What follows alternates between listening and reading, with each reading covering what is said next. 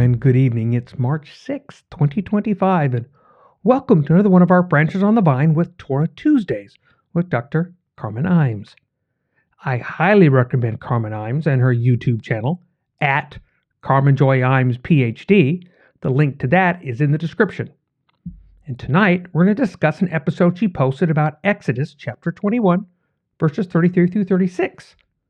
This could be interesting. Does liability matter? Should we care? How might we consider possibly viewing it? So, welcome this evening to talk about Torah Tuesday and liability on the Dusty Feet.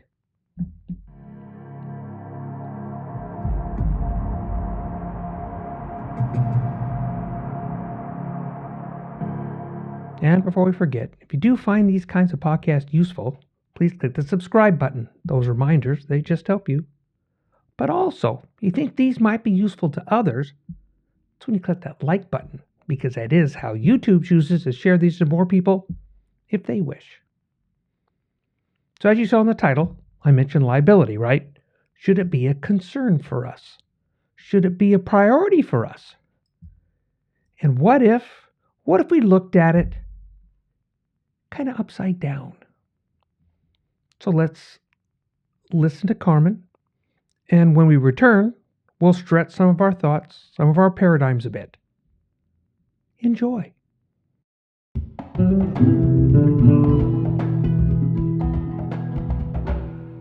Hello and welcome back for another Torah Tuesday. I'm Dr. Carmen Imes, Associate Professor of Old Testament at Biola University's Talbot School of Theology. Some of you have asked about what I actually teach here at Biola. I mostly teach undergraduate students. All of our students at Biola in the regular programs take 30 units of Bible and theology. They graduate with a Bible minor in addition to their major. So I teach the core Old Testament class that these students take in order to get their Bible minor. I also teach our Bible majors, and I have classes on biblical theology seminar, on biblical backgrounds, and some electives that are open to any student. And then once every third semester, I teach a grad level class for Talbot. Last year I taught one on Exodus, and we focused on the legal material, the Mishpatim that we're going through right now in this series. This coming fall, I'll be teaching a class to our grad students on Exodus, but focusing in on the tabernacle chapters of Exodus. So that's really, really fun. I love teaching across the full range of our student body here. By the way, the grad classes are hybrid, so if you live somewhere else but you would like to get in on my fall class on Exodus, reach out to Biola University and ask about enrollment in that class, and I'd love to have you. Okay, today we are continuing the topic of liability for injury or death in the Mishpatim, or covenant scroll of Exodus. This time, the focus is on human versus animal injury in verses 33 and 34. This is an injury to animals, injury or death to animals because of human negligence. And then in verses 35 and 36, we'll talk about animal versus animal injury. And we'll compare that with what we saw last week with animal versus human injury. So beginning in verses 33 and 34, I'll read my translation from the Hebrew. If a man uncovers a pit, or if he digs a cistern and does not cover it, and a bull or donkey falls into it, the owner of the pit must repay in silver. He must repay its owner, and the beast will be his. Okay.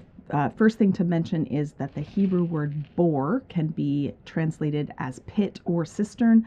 A pit is a storage receptacle for grain, underground storage for grain. Here's a picture of one from the city of Arad, the Canaanite city of Arad. You can read about the battle that the Israelites have with the residents of Arad in Numbers 21, the first few verses. This pit was in operation and in use when the Israelites attacked that Canaanite city. So if a bore is referring to a grain storage, we would call it a pit. If it's referring to water storage, we would call it a cistern. Notice that it's talking about a bull or a donkey falling into the pit. Bulls and donkeys are higher value animals for farm labor, but they could be symbolic of any animal belonging to one's neighbor that is lost due to human negligence. Notice that there is payment for the death of the animal, but there's no death penalty for the owner of the pit or cistern that is negligent in covering the pit. So because there is no human death, there's no death penalty for humans. They have to pay the owner for the animal and then they're allowed to eat it. Unlike last week's passage where the bull or ox that gores a person to death cannot be eaten, this animal can be eaten because it hasn't caused the violent death of anyone else. It's been the victim of human negligence, so its meat may be eaten if desired. Now moving on to verses 35 and 36.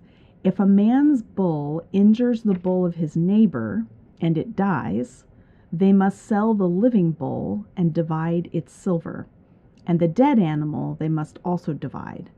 Or if it was known that a bull attacked previously, but its owner didn't guard it, he must surely pay bull for bull, and the dead animal will be his. So this has some similarities with the passage we looked at last week where we were looking at bulls who injure humans.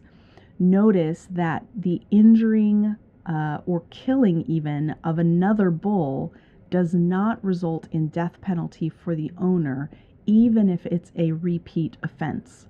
So if a bull is in the habit of goring, or an ox in the habit of goring other animals, that behavior does not incur a death penalty for the owner. However, the owner is responsible and liable for the monetary loss to the one who owns the other bull. So if it's a first offense, they sell the living bull, the one that caused the death, to someone else, and then they split the money in half because neither one is personally responsible for what happened. It's just like a thing that happened and it hasn't been a pattern. But they also split the dead animal so they each get half of the meat, and they're allowed to eat it because this animal that died was the victim. It hasn't been violent. There's been no human death, so it's not off limits for human consumption. And that dead bull was not stoned to death, so its flesh hasn't been torn in the same way that so that it's not eligible to be eaten. So who would buy a bull that just caused the death of another bull if it means that they have to guard it really carefully? My guess, and I don't know from personal experience, but my guess is that the purchase price of this bull would be rather low because there's extra responsibility for whoever owns it. So perhaps the new owner is planning to put the bull to death and eat its meat. That is allowed because it didn't cause a human death and it hasn't been stoned to death. So perhaps he's buying it as a source of meat, or perhaps he's buying it and plans to keep a close eye on it and just take the risk. However, if the bull has a second offense, then the owner has to pay for the dead animal and he gets to keep the meat. So he's putting himself in a situation where he might have to have an expenditure that he wasn't planning on. So he's supposed to plan ahead for that. So in that first offense, there's an equal loss and equal benefit to both owners, but whoever buys the bull assumes the risk of it happening again and it not being equal benefit. There is no death penalty for animal or owner because no human died. That's the big difference between this and the deaths of humans in previous paragraphs. So I think what emerges from this is, again, the high value, the extra value placed on human life as opposed to animal life. Now, the next section that we're going to read together deals with liability for lost property due to theft or negligence. So we'll work our way through those verses in the weeks to come. I hope I've convinced you, as we've read these laws together in the covenant scroll, that they are relevant for life today, for the life of faith, that if we take them seriously and we investigate their cultural context, what emerges is wisdom for navigating difficult questions about liability and responsibility and love of neighbor. And I'm so thankful for this book that it has been handed down to us, because there's so much here for us to learn. Have a great week.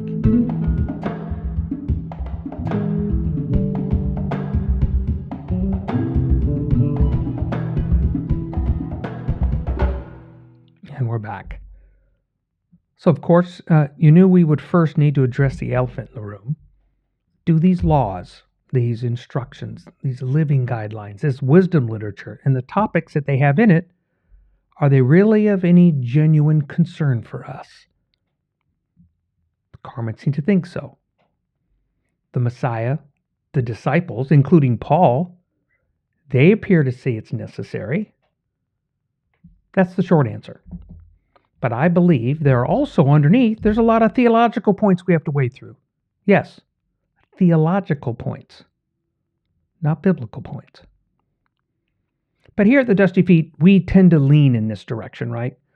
Still, the community needs to have a lot of discussion about this, which makes it fun for us.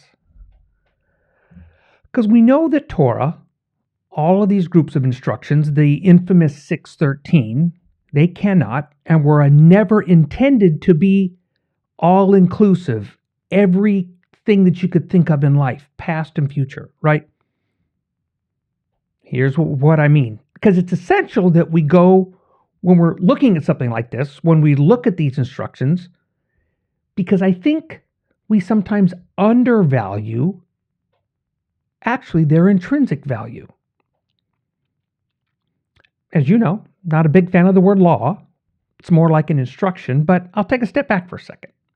Because many of these laws are what we would call case law, right? For example, if something had been decided on before, and that then would affect how you made rulings, right judgments, right rulings on related issues as they went forward in the future. So these particular instructions, I'm just talking about something that we would consider case law, but there's a good chance that I can get away with to say, hey, because I don't have a problem with these laws, because I don't dig holes and guys around me don't have to fall into them. They don't have any ox or donkeys. So I'm good. But I think that would be an almost infantile, or at least juvenile approach to instructions. As in, well, if it isn't exactly this, then I can really do whatever I want. But as we mature, as we grow, as we see the critical points of looking at these things and things that can happen in our lives, and then we can see how that can help us as we deal with other areas of our lives. I want to introduce an upside-down perspective on liability. It's probably not surprising I have this odd perspective, because I think that sometimes we actually do, right? We look at how they can compensate me for my loss. But maybe the upside-down question, how can I live my life in a way that does not hurt your life, those not so good experiences? And then, how should I make it right? Because if we could look at these instructions like this, right, that it'd be, how can I live my life so that the community benefits, everybody benefits the most, specifically those in my neighborhood around me.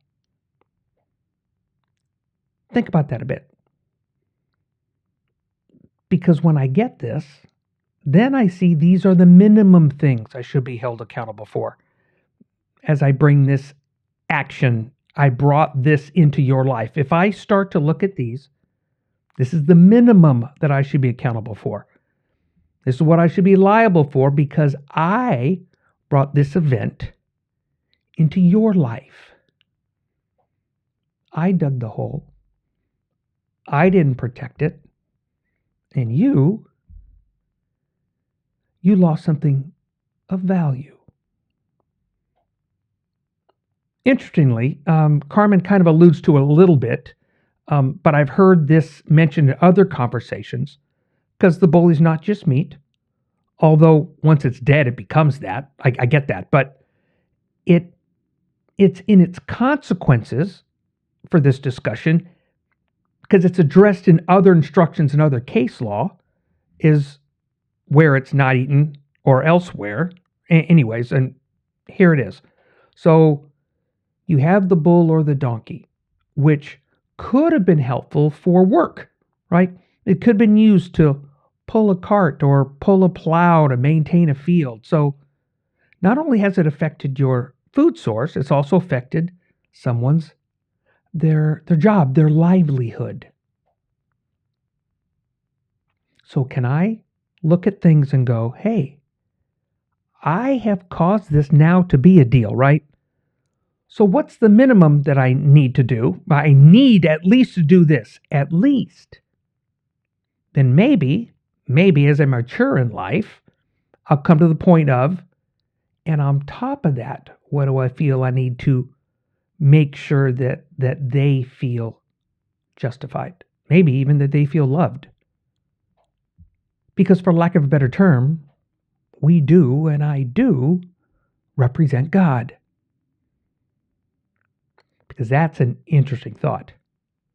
It's an upside down thought to look at how these instructions will shape my behavior.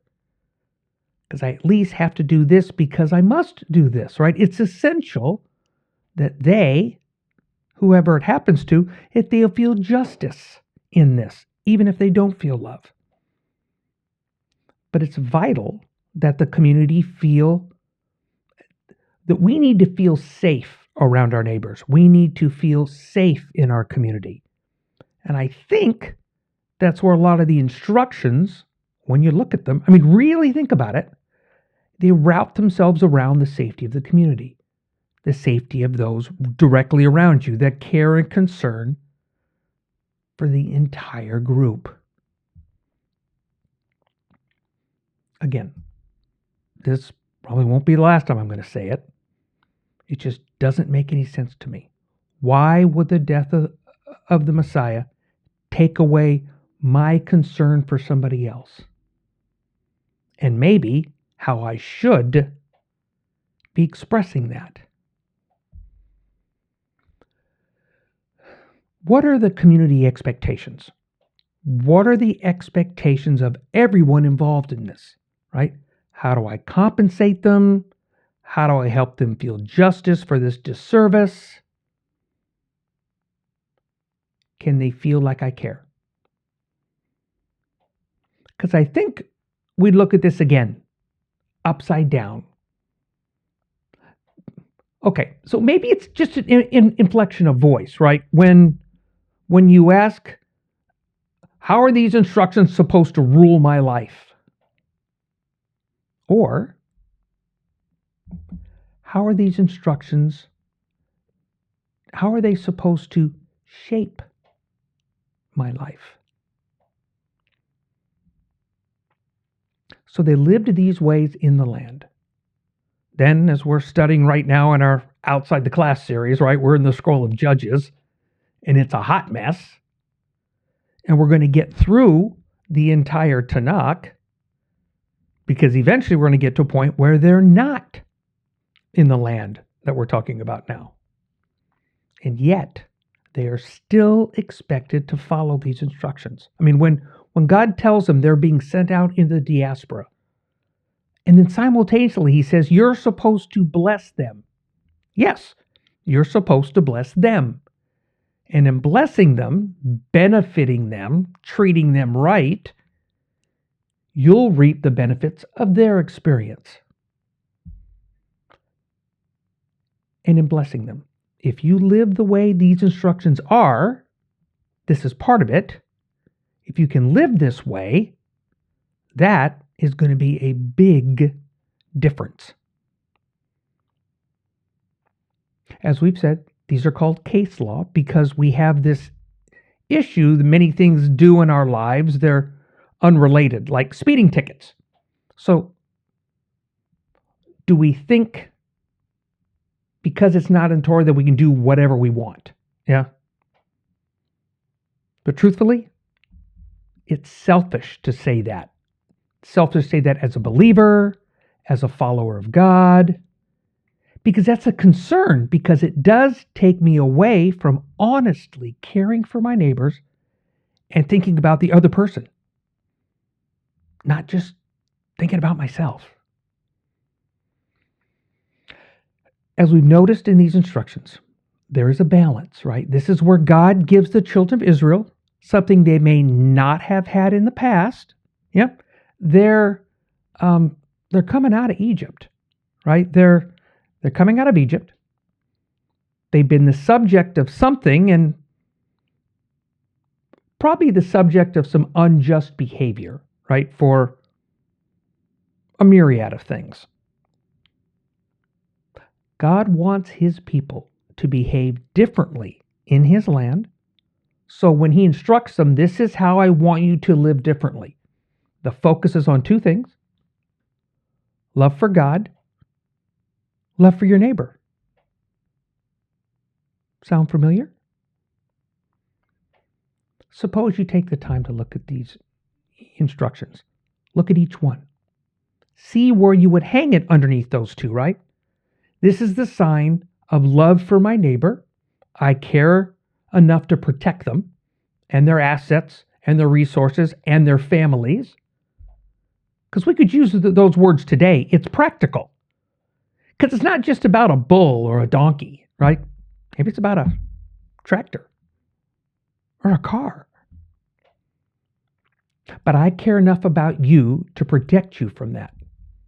And then, if I have acted irresponsibly because I didn't focus on my concern towards you, I was too self-absorbed in myself, then that's when I might need to ensure that I follow God's instructions on how to show God's way of justice, that man-to-man justice, and maybe even in that love. I mean, we see this when God says, this is how I want you to behave amongst yourselves. Because remember, this all starts with us representing God. The rest of the world's going to see this. This is how I want it done. So when we review these instructions, right, we see where the issue is. And we see how to deal with it. And we see how it fits in our current context after our discussions, right? Because that is our discussion. That's our community involvement. That's why we talk amongst ourselves. This is where you get the coffee and donuts out. You ask how I live with this set of instructions as case law, right? And how I might apply them to my daily life. Each of us has our different answers. And then, if we need to add to things, it would go with, oh, there's more? Well, yeah. Because the Messiah said, even when you're out and you're about and you're back under where there might have been some unjust circumstances. It's still up for debate and discussion there, but even with that, if you're asked to carry the load of the Roman soldier a mile, the Messiah thinks upside down. He says, do even more. So if we consider these instructions as caring for someone else, then we'll sometimes say, maybe then this is the least I can do for you. These instructions are the least that I can do for my community and for my God. This is the least I can do for you. However, I can do more.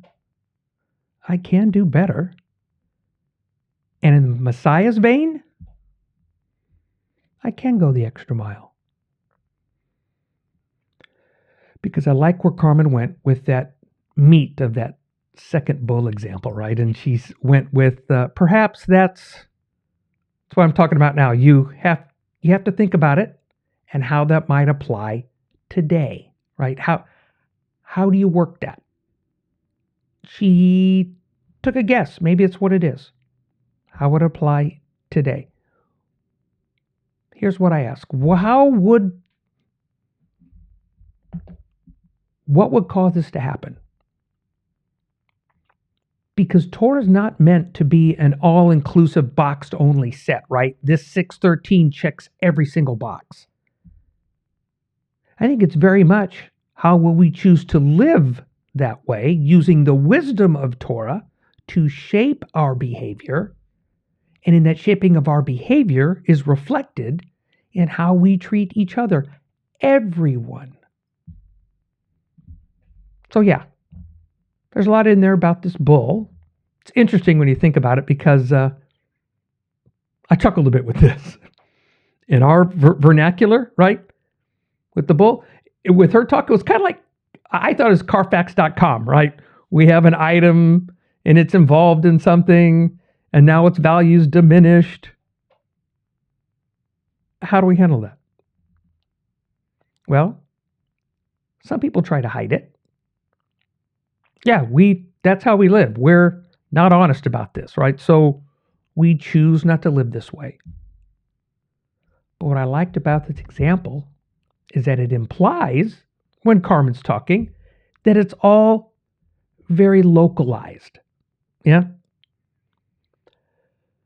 Truthfully, I think many of these instructions, they're designed to be intimate, meaning they're meant for that close, tight community. Because then in that community, I know about that bull and I know about that event. So since we know that story, then what do we do? But what do we do if we say, I don't know, maybe more like, hey, what if I just go over a few villages, right? Go where they don't know the story. Did you hear what I said? Now you want to go over, not talk about it, and maybe you can benefit more from it. As I said, these instructions focus on caring for others and doing so with God's justice, God's ways, God's direction on how we should live and grow as a community. To be fair, yes, these laws do deal with people when people don't care. This is how we deal with it, right? That would be one way to look at it. You could skew your view of purpose on that. I think maybe you could also choose to look at it as, yes, these instructions are designed to help me understand how important these items are to God. And this way of living, it's essential to God. And I can then reflect His love, His concern, His care, His justice, and His mercy in the way He wants us to live. Remember, we're just an example. I think that's the convoluted picture we have today, right? The unbeliever looks and they're confused. I get it. I understand. So really, maybe the only thing we can do is to choose to live our lives, our individual lives, differently than as a community. Then, if the opportunity arises, and then say they may ask, why do you do it that way? Then we can give our accounting, our testimony as to why we choose to live the way we do, with our care and our focus on God and our neighbor. Remember, the purpose of being a God follower is not to be elite, to separate, part of a group. We are in the world, for sure, right? But then again, this is God's created world. It's beautiful. We are caretakers, covenant called, esteemed partners to serve. We need to serve not only ourselves, but really the upside down focus on serving others. So yeah, that might be a stretch for many. Yet I'm still compelled to discuss it. I want you to talk amongst yourselves about it, to scour Scripture, see the connected stories, and, like the Bible Project likes to say, the unified story that I very much agree leads to the Messiah, right? It leads to Jesus. So thanks for being with us tonight on another Branches on the Vine with Dr. Carmen Imes and Torah Tuesday with the Dusty Feet.